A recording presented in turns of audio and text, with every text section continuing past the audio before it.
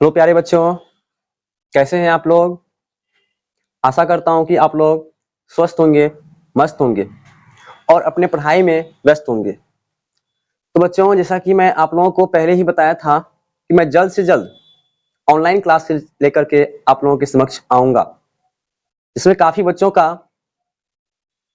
का ये उम्मीद था और काफी बच्चे बोल भी रहे थे कि अंगद सर जल्द से जल्द live classes recorded batch video लेके आए। तो जी हाँ बच्चों, आज मैं वास्तव में आप लोगों के समक्ष ऑनलाइन क्लासेज लेकर के आ गया हूं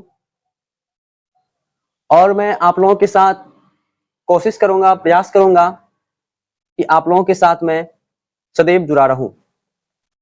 तो प्यारे बच्चों, आज आप लोगों को मैं बता दूं, आज वो देर की घड़ी खत्म हुई और मैं आप लोगों के लिए वास्तव में आज चैनल लेकर के आ गया हूं। जो आप लोग देख सकते हैं, हमारा YouTube चैनल जो न्यू क्रिएट हुआ है, ये है हमारा BTC स्टडी। जी हाँ बच्चों, BTC स्टडी, जिसका अगर फुल नाम हम बोले तो ये हो जाएगा हमारा board teaching classes study. Board teaching classes study बच्चों, इसमें मैं आप लोगों को साइंस और संस्कृत का क्लास करूंगा।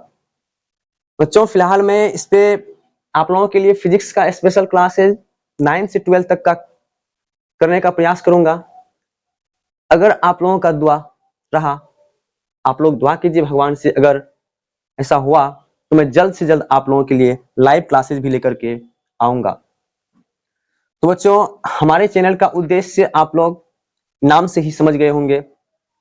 हमारे चैनल का नाम जो हो गया, आप लोग BTC स्टडी देख सकते हैं। BTC study, board teaching classes study, इसमें आप लोगों को आपके अनुसार पढ़ाया जाएगा। मैं वादे के साथ आप लोगों को कह रहा हूं कि आप लोगों को रटने का बिल्कुल भी मैं मौका नहीं दूंगा। मैं आप लोगों को क्लास में ही, अगर रिकॉर्डेड वीडियो है, रिकॉर्डेड वीडियो खत्म होते होते मैं उम्मीद और इतना विश्वास के साथ कह सकता हूं आप लोगों को कि आप लोगों को रटने का बिल्कुल भी मौका नहीं छोड़ूंगा। मैं अगर लाइव क्लासेज में जल्द से जल्द आ जाऊं तो उससे ही मैं वादे के साथ आप लोगों को बोलूंगा और कह सकता हूं मैं ये कि मैं आप लोगों को रटने बिल्कुल भी नहीं दूंगा। मैं अपने क्लास में ही आप लोगों को मैं पूर्ण रूप से अध्ययन करवा दूंगा, ताकि आप लोग इस पे ज्यादा से ज्यादा नहीं रटे। क्योंकि आप लोगों को पता है आजकल रटने से इंसान जल्द से जल्द उन बातों को भूल जाता है, लेकिन समझे हुए बातों को इंसान कभी नहीं भूलता है।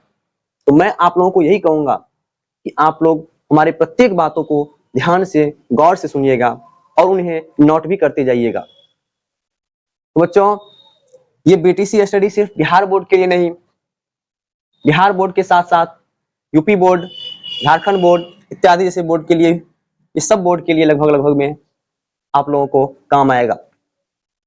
इसलिए आप लोग ध्यान से हमारे प्रत्येक वीडियो को देखने का काम करेंगे। और एक बात मैं आप लोगों को और बता दूं कि इस चैनल पर जो हम आप लोगों को पढ़ाएंगे, इसमें सिर्फ आप लोगों को इसमें बोर्ड का टारगेट नहीं होगा हमारा। बोर्ड के साथ साथ विभिन्न तरह के बच्चे 12th के बाद या 10th के बाद कंपटीशन में जाते हैं, वहां आप लोगों को साइंस पढ़ने के लिए मिलता है, जहां पे आप लोगों को अंडर 10th का बहुत सारे ऐसा एग्जाम है, जैसे कि बिहार ITI का हो गया, बिहार पॉलिटेक्निक, DLED, इन तरह के इंस्टेंस एग्जाम जो होता है, उसमें साइंस से बहुत सारे क्वेश्चंस आते हैं जो सिर्फ और सिर्फ अंडर 10th रहते हैं, 8, 9, 10th। बच्चों, मैं पूर्ण तरह प्रयास करूंगा कि आप लोगों को मैं वो पॉलिटेक्निक जो हो गया, पॉलिटेक्निक, पैरामेडिकल, उसके बाद DLED हो गया आप लोगों का, उन तमाम एग्जाम के लिए साइंस का सारा क्वेश्चन रिकवर करवाऊं इन क्लास के माध्यम से। साथ साथ में इसके बाद जो और भी बच्चे आगे की तैयारी करते हैं, मान के चलिए कि आप 12th के बाद कई और क्षेत्र में जाना चाहेंगे, कंपटीशन में जाना चाहेंगे, ग्रुप D की तैयारी करेंगे, या फिर हो सकता है कि SSC CGL सब की तैयारी करेंगे, वहां भी आप लोगों को साइंस का काम पढ़ सकता है, पढ़ सकता नहीं, साइंस का काम वहां पे आएगा ही। तो हमारा उद्देश्य होगा कि मैं उन तमाम क्वेश्चंस को करवा दूं यहीं पे, कि ताकि वहां आने वाले समय में आप जो तैयारी करेंगे उसमें आप लोगों को कोई दिक्कतें नहीं रहे। तो बच्चों, आज का लेक्चर मेरा सिर्फ क्लास 10th के लिए कुछ बेसिक इंट्रोडक्शन फिजिक्स के लिए होगा, इसमें आप लोगों को फिजिक्स के पांचवा अध्याय जो है हमारा, पहला हो गया reflection of light and refraction of light, प्रकाश का परावर्तन एवं अपवर्तन। दूसरा मानव नेत्र हो गया। तीसरा विद्युत चैप्टर हो गया। चौथा विद्युत धारा का चुंबकीय प्रभाव हो गया। फिर आपका ऊर्जा के स्रोत हो गया। इन पांचों चैप्टर के बारे में आप लोगों को बेसिक इंट्रोडक्शन बताया जाएगा। आप लोग ध्यान से सुनेंगे। और मैं आप लोगों को फिर से बता दूं कि हमारा चैनल है BTC स्टडी, यानी बोर्ड टीचिंग क्लासेज स्टडी। ये हाँ बच्चों, अगर आप लोगों को हमारा ये लेक्चर, ये बेसिक इंट्रोडक्शन कुछ अच्छा लगे, आपको अगर लग रहा है कि हमें यहाँ से कुछ मदद मिलने वाला है, तो आप लोग हमारे चैनल को सब्सक्राइब कर लें, लाइक और कमेंट भी करें। कमेंट करके हमें ये बताएं कि आज का जो लेक्चर ये है हमारा फर्स्ट वीडियो, ये आप लोगों को कैसा लगा। क्योंकि आप लोगों के कमेंट को पढ़ने से हमें हौसला और उम्मीद मिलेगी आगे की ओर बढ़ने का। और मैं प्रयास करूंगा कि मैं आने वाले समयों में आप लोगों के लिए अच्छे तरह से व्यवस्था कर पाऊं इस चैनल पे। तत्काल में आप लोगों को फिजिक्स, केमिस्ट्री, बायो और संस्कृत का पढ़ाई इस चैनल के माध्यम से दूंगा आप लोगों को, जिसमें सिर्फ आप लोगों को खास करके टारगेट किया जाएगा फिजिक्स को लेकर के। ऐसा नहीं है कि हम केमिस्ट्री और बायो का क्लास नहीं लाएंगे आप लोगों के सामने, बिल्कुल लाएंगे, लेकिन समय के कारण जो है हम आप लोगों के लिए फिलहाल फिजिक्स का काम करेंगे और संस्कृत का भी काम करेंगे क्लास 10th और 9th के लिए। तो बच्चों, आप लोग हमारे इस चैनल को, हमारे इस वीडियोज को उन तक शेयर जरूर कर दें जिन्हें इसकी आवश्यकता है। तो अब हम आप लोगों का समय बर्बाद नहीं करेंगे। कुछ बेसिक इंट्रोडक्शन हम देना चाह रहे थे अपने पहले वीडियोज के माध्यम से। तो अब आप लोग आज का आगे की क्लास देखिए, चलते हैं।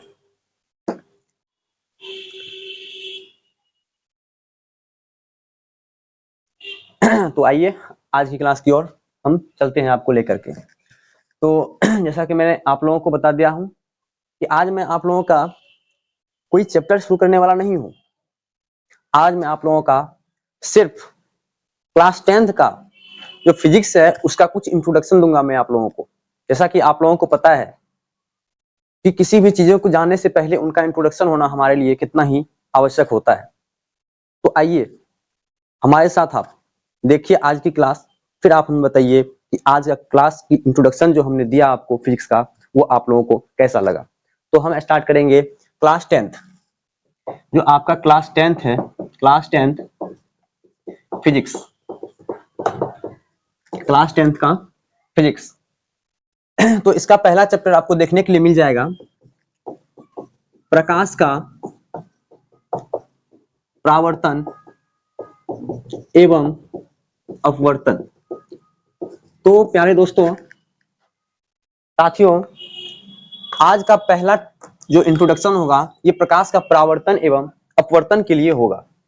जैसा कि आप लोगों को प्रकाश के बारे में सब पता होगा, प्रकाश को हम देख नहीं सकते, प्रकाश अदृश्य है, हाँ, लेकिन इसका हम अनुभव कर सकते हैं। अब बात यहाँ पे, ये प्रश्न यहाँ पे ये उठता है कि हम प्रकाश को देख क्यों नहीं सकते हैं। तो आप लोगों को पता होगा कि हम देख उसी चीज को सकते हैं जिसका प्रतिबिंब बनता है, लेकिन प्रकाश का कोई प्रतिबिंब नहीं बनता है। जैसे हम एक इंसान है, हम इंसान या कोई जीव है, उसका प्रतिबिंब बनता है, आप लोगों को पता होगा। तो प्रतिबिंब जो बनता है तो हम उसको देख पाते हैं। जैसे हवा हो गया, क्या हवा का प्रतिबिंब बनता है? आप लोग हमें बताएं कि हवा का प्रतिबिंब बनता है क्या? तो हवा का प्रतिबिंब बिल्कुल भी नहीं बनता, इसलिए हवा को भी हम देख नहीं पाते हैं, लेकिन महसूस जरूर कर लेते हैं। तो इसलिए प्रकाश का प्रतिबिंब नहीं बनने के चक्कर में, नहीं बनने के कारण इसे हम देख नहीं सकते हैं। इसलिए हम पहले ही बोल देते कि प्रकाश जो है ये अदृश्य है, बस हम इसका अनुभव कर सकते हैं।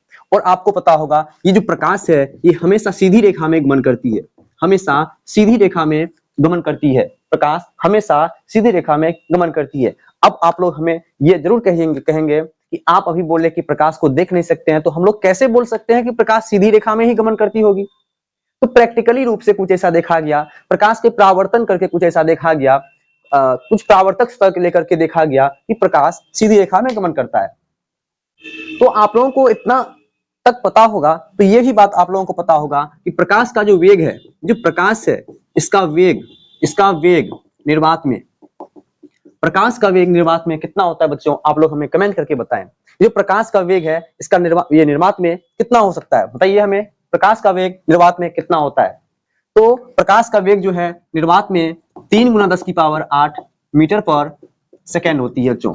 प्रकाश का वेग 3 × 10⁸ मीटर पर सेकेंड होती है। तो बच्चों आज मैं इस पर इतना डिस्कस नहीं करूंगा, आप लोगों को सिर्फ ये बताऊंगा आज कि मैं इस चैप्टर में हमें क्या पढ़ने के लिए मिलेगा, हमें ये सिर्फ हाँ आपको बताएंगे आज। बाकी चीज आपको जब क्लास स्टार्ट होगा पूरी तरह से, तब मैं आपको चैप्टर बाय चैप्टर करवाऊंगा। तो इसमें हमें और भी जाननी है कि प्रकाश का परावर्तन जो है ये है क्या। जैसा कि आप लोगों को पता होगा कि प्रकाश किसी सतह से टकराता है और टकरा के फिर वो रिटर्न होता है। तो ये जो घटना घटित होता है ना, यही प्रकाश का परावर्तन है। और आप लोगों को इतना पता होगा कि ये दो, इनका जो है प्रकाश के परावर्तन का 2 नियम होता है और इनका प्रकार भी होता है 2 प्रकार। आप लोगों को ये पढ़ाऊंगा मैं। उसके बाद मैं आप लोगों को दर्पण के बारे में थोड़ा सा पढ़ाऊंगा, इसमें दर्पण के बारे में, जो कि जानना बहुत ही जरूरी है। ऐसा नहीं है कि हमें ये सिर्फ बोर्ड के लिए उद्देश्य से पढ़ना है, नहीं, ये चैप्टर आपको इस तरह से पढ़ाया जाएगा, मतलब फिजिक्स आपको इस तरह से पढ़ाया जाएगा जो आपको आने वाले भविष्य में जो कोई भी एग्जाम्स होगा, जैसे कि बिहार पॉलिटेक्निक का हो गया, पैरामेडिकल या फिर ITI हो गया, DLED हो गया, यहाँ इन तमाम एग्जाम में अगर आपसे क्वेश्चन साइंस से मिलता है तो वहां पे आपको डायरेक्टली सारा क्वेश्चन, बहुत सारे क्वेश्चन आपको देखने को मिलेगा और आप बना के भी आएंगे वहां से। इसलिए हमारे क्लास को मिस मत कीजिए और प्रत्येक चीज को सुनिए ध्यान से, और आशा करूंगा कि आप इन सभी बातों को नोट भी करेंगे। तो इसके बाद मैं इस दर्पण में बताऊंगा, गोलीय दर्पण का जो टाइप्स है वो टाइप्स भी बताऊंगा मैं आप लोगों को, और उत्तल दर्पण अवतल दर्पण जो 2 टाइप्स है ये भी बताऊंगा मैं आप लोगों को, उत्तल और अवतल दर्पण। फिर इन अवतल दर्पण में, जो अवतल दर्पण है इसमें जो प्रतिबिंब बनता है, प्रतिबिंब, तो उन प्रतिबिंब बनने का 3 नियम है वो भी बताऊंगा मैं आपको, इसका 3 नियम है वो भी बताऊंगा। साथ साथ में इस प्रतिबिंब मतलब अवतल दर्पण के द्वारा जो 6 तरह से प्रतिबिंब बनता है वो ही बताऊंगा मैं आप लोगों को। तो बच्चों मैं एक बात और बता देना चाहूंगा कि जो अवतल दर्पण है, अवतल दर्पण, इसमें से जो 6 प्रकार का हम अभी बताएं कि 6 प्रकार से प्रतिबिंब बनता है। यहाँ से प्रत्येक बार बोर्ड एग्जाम में एक क्वेश्चन आपको देखने के लिए मिलेगा, प्रत्येक बार बोर्ड एग्जाम में एक क्वेश्चन देखने के लिए अवश्य करके ही मिलेगा। अगर ऑब्जेक्टिव में ये क्वेश्चन नहीं रहा तो ये सब्जेक्टिव में जो है 100% गारंटी के साथ हम कहते हैं यहाँ से क्वेश्चन आपको देखने के लिए मिलेगा। तो ये सारे क्वेश्चंस हम देखेंगे आगे चल के। फिर आपको मैं इसमें F = R/2 भी सिद्ध करके दिखाऊंगा, ये अवतल दर्पण के लिए भी और उत्तल दर्पण के लिए भी। जैसा कि आप लोगों को पता होगा बच्चों, ये जो फोकस दूरी यानी F है, F = R/2 हम लिखे, जो फोकस दूरी होती है ये वक्रता त्रिज्या की आधी होती है, लेकिन यही जो वक्रता त्रिज्या होती है ये फोकस दूरी की 2 गुनी होती है, आप लोगों को पता होगा। फिर इसके बाद मैं आप लोगों को कुछ ऐसे क्वेश्चंस भी करवाऊंगा इसी में, जो क्वेश्चंस बोर्ड में कई बार रिपीट हुआ है, मतलब प्रत्येक साल वहां से जो है ना क्वेश्चंस उठता है बोर्ड एग्जाम में। तो इसके बाद हमें जानना है अब दर्पण सूत्र। अब हमें जानना है दर्पण सूत्र। जैसा कि बच्चों आप लोगों को पता होगा कि दर्पण सूत्र मतलब अवतल में भी बनता है और उत्तल में भी बनता है। 1/v + 1/u = 1/f। ये फिर इसके बाद में आप लोगों को आवर्धन का भी व्यंजक प्राप्त करके सिद्ध करेंगे आप लोगों के सामने। m = v/u होता है, ऐसा कि आप लोगों को पता होगा। फिर इसके बाद जो अगला चैप्टर हम चलेंगे वो हमारा होगा अगला चैप्टर में प्रकाश का अपवर्तन। जैसा कि आप लोगों को पता होगा तो प्रकाश एक माध्यम से दूसरे माध्यम में प्रवेश करता है, तो ये जो घटना घटित होता है ना, यही है हमारा प्रकाश का परावर्तन। हम ये बताएंगे, फिर इसका नियम बताएंगे। इसका जो नियम है, आपतित किरण, परावर्तित किरण, नहीं बिल्कुल नहीं, आपतित किरण, अपवर्तित किरण और जो अभिलंब होता है वो तीनों एक ही तल में होता है। और इसका दूसरा नियम जो है वो स्नेल के नियम पे आधारित है। मैं यहाँ पे ये बताऊंगा आप लोगों को। फिर उसके बाद मैं आप लोगों को इसमें लेंस सूत्र पढ़ाऊंगा। लेंस सूत्र, 2 लेंस जो है, एक है हमारा अवतल लेंस, एक है हमारा अवतल लेंस और दूसरा उत्तल लेंस। तो इसमें हम आप लोगों को फिर मैं आप लोगों को सीधे ले चलेंगे उत्तल लेंस में जो 6 तरह से प्रतिबिंब बनता है, उन प्रतिबिंब के बारे में बताएंगे, सचित्र बताएंगे, अच्छा से बताएंगे, आप ध्यान से सारा क्लास देखते रहिएगा। उसके बाद मैं आप लोगों को सेकेंड चैप्टर में ले चलूंगा। सेकेंड चैप्टर है हमारा मानव नेत्र, मानव नेत्र और रंग बिरंगा संसार। ये हमारा सेकेंड चैप्टर है, जिसमें मैं नेत्र के बारे में आप लोगों को बताऊंगा, दृष्टि पटल जिसको रेटिना कहते हैं उन सब के बारे में बताऊंगा आप लोगों को। ऐसा बहुत चीजें हैं उसमें देखने के लिए, पुतली है, परितारिका है, इन सभी चीजों के बारे में आप लोगों को सही से और सटीक जानकारी आप लोगों को देंगे, ताकि आप लोगों को कोई भी डाउट बिल्कुल भी ना रहे। फिर उसके बाद मैं इसमें कुछ दृष्टि दोष के बारे में बताऊंगा। दृष्टि दोष, जो हमारे देश आंख में जो दोष होता है, कुछ बीमारियां जो होती है, मैं उनके बारे में विस्तार पूर्वक बताने का प्रयास करूंगा मैं अगली क्लास में। फिर उसके बाद उन दोषों का निवारण कैसे किया जाए मैं ये भी बताऊंगा, और वो दोष हमारे अंदर, हमारी आंखों में होती कैसे है मैं वो भी बताऊंगा आप लोगों को, तो ध्यान दीजिएगा। फिर उसके बाद मैं आप लोगों को ये भी बताऊंगा कि इसमें वर्णपट क्या है। वर्णपट, वर्णपट के बारे में हम आप लोगों को बताऊंगा, और वर्ण विक्षेपण जो है, प्रकाश का वर्ण विक्षेपण, ये घटना जो घटित होता है मैं ये भी बताऊंगा। जैसा कि आप लोगों को शॉर्ट में बोल दूं कि आप लोगों को पता होगा कि प्रकाश का जो वर्ण विक्षेपण घटना घटित होता है, इसमें एक पट्टी होता है जिससे प्रकाश जैसे ही पड़ता है वो 7 रंग में बढ़ जाता है, जिसे बेजानी पी नाला पे हम लोग याद रखते हैं।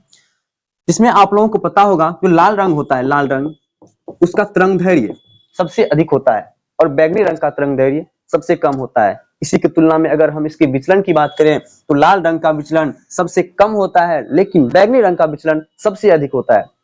फिर मैं आप लोगों को ले चलूंगा कि लाल रंग और रंग की अपेक्षा अधिक दूरी तक क्यों दिखाई पड़ती है, मैं यही आप लोगों को बताऊंगा। और सूर्योदय एवं सूर्यास्त के समय सूर्यास्ताव क्यों प्रतीत होता है, मैं ये सारे क्वेश्चंस मैं आपको इस चैप्टर में करवाऊंगा। फिर इसके बाद हम अगले चैप्टर में आप लोगों को ले चलेंगे। तीसरा अध्याय हमारा है विद्युत, विद्युत धारा। तो बच्चों विद्युत धारा के बारे में बताऊंगा अगले तीसरा अध्याय हमारा है विद्युत धारा। थोड़ा भी कंफ्यूज नहीं छोड़ेंगे हम, थोड़ा भी डाउट आए तो आप हमें कमेंट करें, मैं पुनः आप लोगों को कमेंट के माध्यम से ही आप लोगों को समझाने का पूर्णतः प्रयास करूंगा। लेकिन उम्मीद इतना है मुझे कि आप लोगों को डाउट बिल्कुल नहीं रहेगा अगर आप क्लास को मिस नहीं करते हैं, तो आप हमारे साथ हमेशा जुड़े रहेंगे। तो उम्मीद ऐसा करता हूं कि मैं आप लोगों के लिए ऐसा ऐसा कंटेंट अवेलेबल करवाऊंगा जो संभवतः आप लोगों को कहीं और शायद ना भी मिला हो। तो बच्चों मैं इसमें विद्युत धारा में आप लोगों को ही बताऊंगा जो आवेश, जो प्रवाह होता है, इन तमाम चीजों के बारे में बताऊंगा। विद्युत धारा है क्या ये ही बताऊंगा आप लोगों को, इसका सही मात्रक क्या है, ये कौन सी राशि है, फॉर्मूला क्या है इसका, और अगर हुआ तो मैं इसका डायमेंशनल फॉर्मूला ही अभी ही बता दूंगा, जो कि अभी पढ़ना नहीं था 10th में, 12th में है, लेकिन मैं प्रयास करूंगा कि ये सारा चीज थोड़ा बहुत मैं यहाँ ही बता दूं। फिर मैं उसके बाद आवेश के बारे में आप लोगों को बताऊंगा कि आवेश है, आवेश क्या है, इसकी उत्पत्ति कहाँ से हुई है, कब हुई है, किसके द्वारा हुई है, मैं इन तमाम चीजों के बारे में आप लोगों को बताऊंगा। हालांकि आवेश सब की उत्पत्ति कैसे हुई है, कहाँ हुई है, किस चीज से हुई है, ये आप लोगों को 10th में पढ़ने के लिए नहीं मिलेगा, लेकिन मैं प्रयास करूंगा कि थोड़ा बहुत आप लोगों को इनके बारे में सटीक जानकारी दे पाऊं 10th में ही, ताकि आने वाले अगले क्लास में आप लोगों को कोई डाउट नहीं रहे, आप लोग डायरेक्टली इन बातों को समझ पाए। फिर मैं उनके बाद ये बताऊंगा कि इनका टाइप्स कितना है, इनका गुण कितना है। उसके बाद मैं आपको कूलम का नियम बताऊंगा, जो कि काफी इंपॉर्टेंट होता है। ये कूलम नियम, कूलम नियम काफी इंपॉर्टेंट होता है, मैं इनके बारे में बताऊंगा। आवेश से संबंधित ही है, उनके लिए नियम है। उसके बाद एक और नियम है ओम का नियम, ओम का नियम, मैं इनके भी बारे में आप लोगों को बताऊंगा। लेकिन खास बात तो ये है कि ये ओम एक साइंटिस्ट थे, एक भौतिक शास्त्री थे, जिनके बारे में अभी टाइम नहीं है। टाइम को ध्यान में रखते हुए मैं इसके बारे में कुछ बता देना चाहूंगा कि आने वाले अगले वीडियोज को आप जरूर देखेंगे, उसमें हम ओम के बारे में, ओम साहब के बारे में विस्तार पूर्वक बताएंगे, ओम के जीवन, उनके जीवन के बारे में बताएंगे हम आप लोगों को, और इन्होंने नियम का प्रतिपादन कैसे किया, किस तरह किया, किस परिस्थिति में किया, उन तमाम बातों का जानकारी मैं अगले वीडियो में दूंगा, इसलिए हमारे साथ आप बने रहिएगा। फिर उसके बाद हम आपको सीधे लिए चलेंगे आगे। ऐसा इसके बाद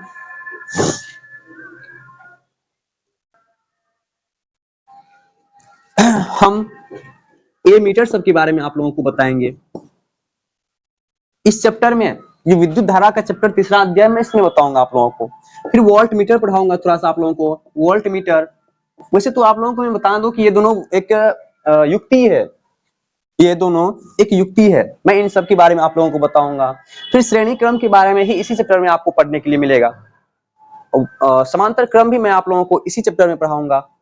उनका जो व्यंजक है मैं वो भी प्रूव करके दिखाऊंगा आप लोगों को। बने रहिएगा हमारे साथ। अब मैं आप लोगों को थोड़ा सा और बता दूं कि इसका अगला अध्याय जो हमारा शुरू होगा वो होगा चौथा अध्याय, विद्युत धारा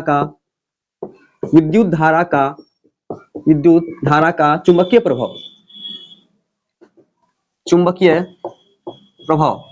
तो बच्चों, विद्युत धारा का जो चुंबक पर प्रभाव होता है प्रदर्शित, यही प्रभाव हमारा विद्युत धारा का चुंबकीय प्रभाव कहलाता है। विद्युत धारा का चुंबक पर प्रभाव प्रदर्शित करने वाला जो प्रयोग होगा, जो हमारा एक्सपेरिमेंट होगा, वही हमारा कहलाएगा विद्युत धारा का चुंबकीय प्रभाव। मैं इनके बारे में बताऊंगा आप लोगों को। फिर उसके बाद में चुंबक क्या है, चुंबक के बारे में विस्तार पूर्वक मैं आप लोगों को बताऊंगा।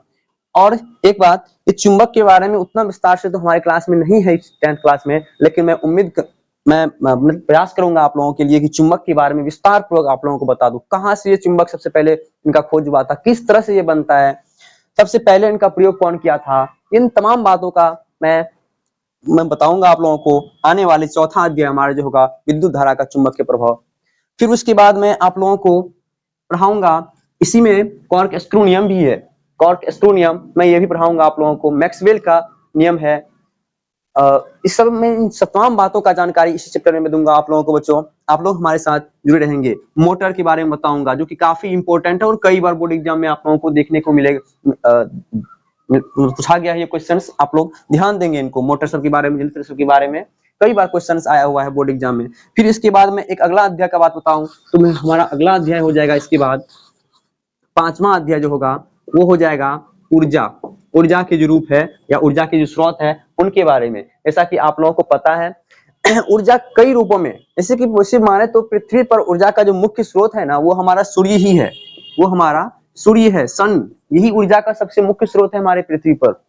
तो इसमें मैं इन तमाम बात इनके बारे में बताऊंगा आप लोगों को कि ऊर्जा का कितने रूप होते हैं। इन तमाम बातों का जानकारी मैं आप लोगों को पांचवा अध्याय जो है हमारा ऊर्जा, इसमें दूंगा। फिर उसके बाद इसी में आप लोगों को कोयला के प्रकार के बारे में बताऊंगा मैं कि कोयला क्या है, इनके प्रकार के बारे में। हालांकि कोयला के बारे में आप लोगों को उतना विस्तृत जानकारी आपके पाठ्य पुस्तक जो है 10th क्लास का फिजिक्स, इसमें नहीं है, लेकिन मैं प्रयास करूंगा कि कोयला के बारे में विस्तार पूर्वक आप लोगों को बता पाऊं। उसके बाद मैं आप लोगों को ये बता दूं कि इसी चैप्टर में हमारा एक और टॉपिक शुरू होगा जीवाश्म ईंधन का, जो कि मैं ये भी पढ़ाऊंगा आप लोगों को। उसके बाद ऐसा कई टॉपिक है, नाभिक के संलयन हो गया, नाभिक के विखंडन हो गया, और उससे खास तो इंपॉर्टेंट तो मैं आप लोगों को परमाणु बम के बारे में बताऊंगा। हालांकि क्लास 10th में उस तरह से नहीं बताया गया, उतना डीप में नहीं गया है, लेकिन मुझे विश्वास है कि हम इसके बारे में आप लोगों को सटीक जानकारी और अच्छी से अच्छे इनके बारे में जानकारी आप लोगों को मैं दे सकूं। तो बच्चों, आज क्लास इतना ही था। तो हम उम्मीद करेंगे कि आप लोग हमारे क्लास को मिस नहीं करें, क्योंकि ऐसा नहीं है कि मैं सिर्फ आप लोगों को इस चैनल पर फिजिक्स का ही क्लास दूंगा।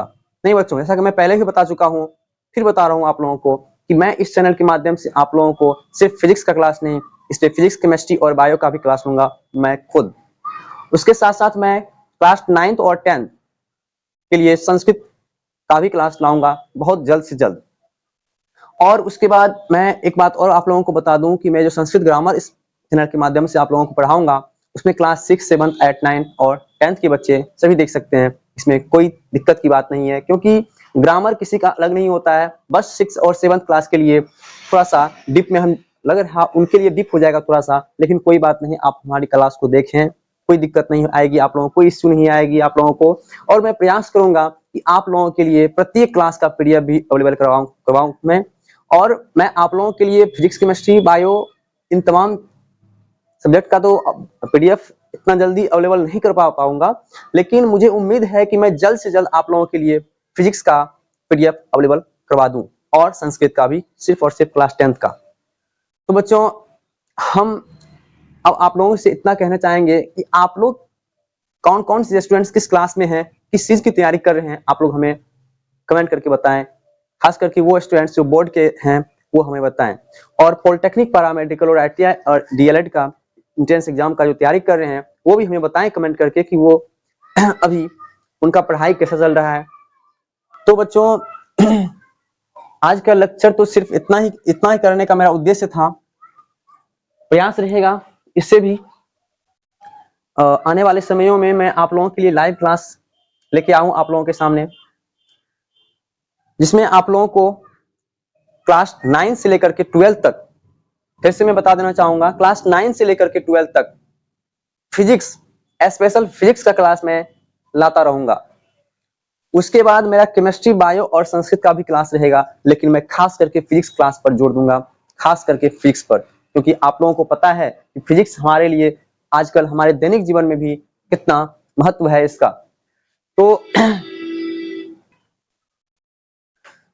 तो बच्चों, मैं जाते जाते आप लोगों को एक बात और बता दूं, हमारे जो चैनल है वो है BTC स्टडी, BTC स्टडी। जी हाँ बच्चों, BTC स्टडी सुनने से आप लोगों को लग रहा होगा कि मैं सिर्फ BTC स्टडी करवाऊंगा आप लोगों को, BTC जो बुक होता है वो बिहार के लिए, वो हम मैं पढ़ाऊंगा। नहीं, ऐसा नहीं है। हमारे BTC स्टडी, इनका जो फुल फॉर्म बोले अगर, तो बी का हो जाएगा हमारा बोर्ड, टी हो गया हमारा टीचिंग, TEACHING टीचिंग, और सी हो गया क्लासेज। हाँ बच्चों, बोर्ड, टीचिंग, क्लासेज, स्टडी।